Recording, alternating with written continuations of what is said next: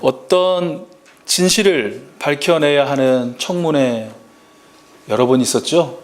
그 청문회장에 증인으로 나오신 분들의 대답 중에 가장 빈번한 대답이 두 가지입니다. 하나는 기억나지 않는다. 또 하나는요, 난 잘 모른다. 이 두 가지입니다.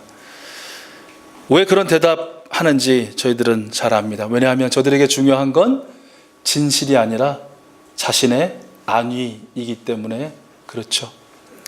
오늘 그 비슷한 사람들을 만나게 됩니다.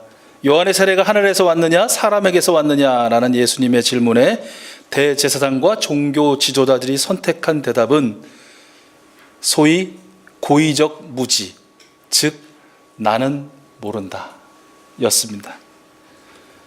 요한의 세례가 하늘로부터 온 것이라고 하면 그들은 예수님이 메시아다라는 것을 인정하는 꼴이 됩니다. 왜냐하면 세례 요한이 예수는 메시아다라고 분명하게 선포했기 때문에 그렇죠. 반대로 요한의 세례가 하나님께로부터 왔다는 것을 부인한다면, 사람에게로부터 된 것이다 라고 한다면 그들은 백성들의 분노를 사게 될 것입니다. 미움을 받을 것입니다. 그들이 가진 것을 빼앗길 수도 있는 것이죠. 백성들은 모두 세례 요한이 하나님이 보내신 하나님의 사자라고 인정하고 있었기 때문에 그렇습니다. 대제사장과 종교 지도자들이 가진 책임 중에 중요한 것이 몇 가지 있는데 그 중에 가장 중요한 것이 무엇이겠습니까? 그들에게 있어서 유일무이한 절대 진리인 하나님의 말씀을, 하나님의 계명을 수호하는 것입니다. 그리고 그 말씀에 근거하여 참 예언자와 거짓 예언자를 구별해내는 것이 그들이 맡은 책무 중에 하나였다라는 것이죠. 그런데 그들은 그 책임과 의무를 포기했습니다. 왜요? 이유는 단순합니다. 자신들의 권력을, 자신들의 안위를 그들은 결코 포기할 수 없었기 때문이다라는 것이죠. 하나님의 진리보다 자신들의 안락이 더 중요했던 사람들에게서 무엇을 말하는 것이 바르게 말하는 것일까? 라는 고민보다는 어떻게 말해야 나에게 유익이 될까? 무엇을 말해야 나는 도대체 하나님의 말씀, 진리를 바르게 말하고 있는 것인가? 라는 고민보다 어떻게 말하면 사람들이 좋아하고 인정하고 내게 유익이 있을까를 고민하는, 바로 제 자신을 발견하게 되는 것이죠. 하나님께서 저와 여러분 한 분도 빠짐없이 모두를 절대 진리인 하나님 말씀의 수호자로 불러주셨습니다. 하나님의 말씀, 예수 그리스도와의 십자가와 부활, 그리고 성령님의 역사와 동행하심만이 진리입니다. 이 진리를 말하고 이 진리에 근거하여 살아가는 것이 저와 여러분의 책임이고 의무인 것입니다. 이 부르심에 외면함 없이, 돌아섬 없이, 주저함 없이 응답할 수 있는 우리 모든 이수수 가족들 될 수 있기를 축복합니다. 이 두 아들 비유를 보면요, 우리가 가진 이 개정 성경에는 둘째 아들이 조금 나은 아들로 되어 있습니다. 그런데 세번역이나 영어 성경을 보면 맏아들하고 둘째 아들이 이게 바뀌어요. 순서가 왜 다르지? 아마 참고한 사본이 다르기 때문이겠죠. 그러니까 이거는 뭐가 이게 다르니까 이거 성경이 틀렸어 라기보다는 사실은 어떤 아들이 좋은 아들이냐 나쁜 아들이냐 라는 게 별 의미가 없다라는 것이죠. 정말 중요한 것은 따로 있다라는 것이에요. 사실 오늘 이 말씀의 두 아들 모두 아버지의 마음을 아프게 한 부족한 존재들입니다. 우리 사람도 마찬가지 아닙니까? 대답은 아주 시원시원하게 잘하는 아들, 딸이 있어요. 뭐라고 엄마 아빠가 얘기하면 하겠습니다. 그렇죠. 당연하죠. 어떻게 그렇게 잘하세요? 그런데 그렇게 해놓고 전혀 실천하지 않는 자녀, 얼마나 부모 마음이 속상합니까?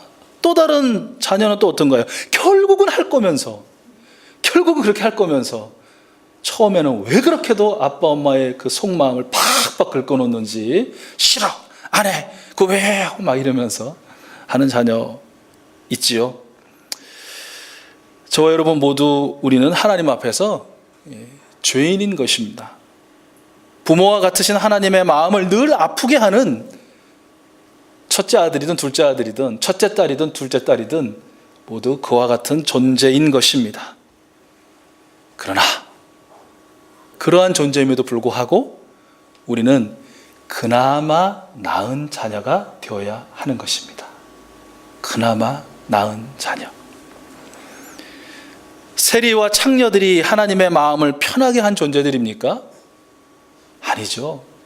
그들도 하나님의 마음을 많이 아프게 한 존재들 아니겠습니까? 그러나 그들이 그나마 나은 것은, 귀한 것은 회개하라, 천국이 가까이 왔느니라 라고 선포한 세례 요한의 말씀을 듣고 그들이 회개하고 그 말씀에 순종했기 때문이라는 것이죠.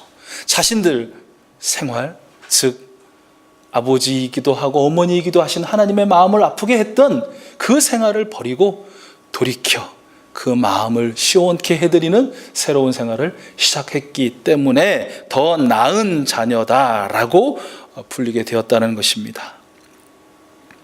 하나님의 부르심의 절대적인 순종보다 내 편에서의 유불리를 재고 또는 다른 사람들의 시선을 의식하고 때로는 귀찮아하기도 하고 했다면 지금이라도 저와 여러분 회개하고 순종의 사람이 되어야 할 것입니다.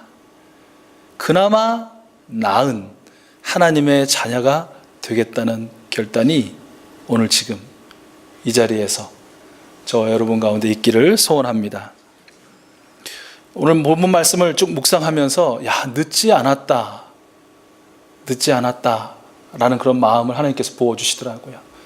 예수님께서 하신 말씀은 정죄하고 판단하고 갈라서 하나는 높이고 하나는 낮추고 하나는 하나님의 나라에 드리고 하나는 저 불지옥에 던져버리는 그런 마음이 아니라 늦지 않았으니 지금이라도 돌이켜 그나마 나은 자녀가 되거라. 그 기회를 주시는 것으로 또 나는 맏아들이야. 아니 너 맏아들 그렇게 잘난 존재 아니야. 항상 겸손하게 돌아보고 하나님의 마음을 시원케 해드린 그런 사람으로 살아라. 계속 살아내라.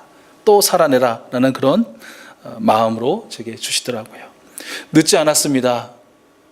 지금 늦지 않았습니다. 결단하시기를 바라고. 그런데요, 늦지 않았다는 말은 또 이런 의미가 있더라고요. 어떤 의미가 있을까요?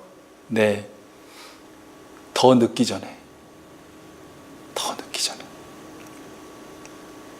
내가 늦었다는 별 의미는 없는 것 같아요. 하나님의 시간표에 더 늦기 전에. 문제는 하나님의 시간표 우리가 알 수 없어서. 그래서 그 시간표에 맞추기 위해서 우리가 할 수 있는 최선은 이 말씀을 들려주시는 지금, 바로 이 순간 결단하는 것이 최선이다 라는 것이죠. 여러분, 우리의 안위, 우리의 안락, 우리의 체면, 우리의 권위, 우리가 가진 그 알랑꼴랑한 기득권, 그거보다 훨씬 더 중요하고 비교할 수 없을 만큼 소중한 것, 그것은 하나님의 진리인 말씀입니다. 그 하나님의 말씀을, 그 진리를 말하십시오. 그리고 그 진리에 순종하십시오. 오늘을 그렇게 살아가기를 우리 하나님은 원하시는 것입니다.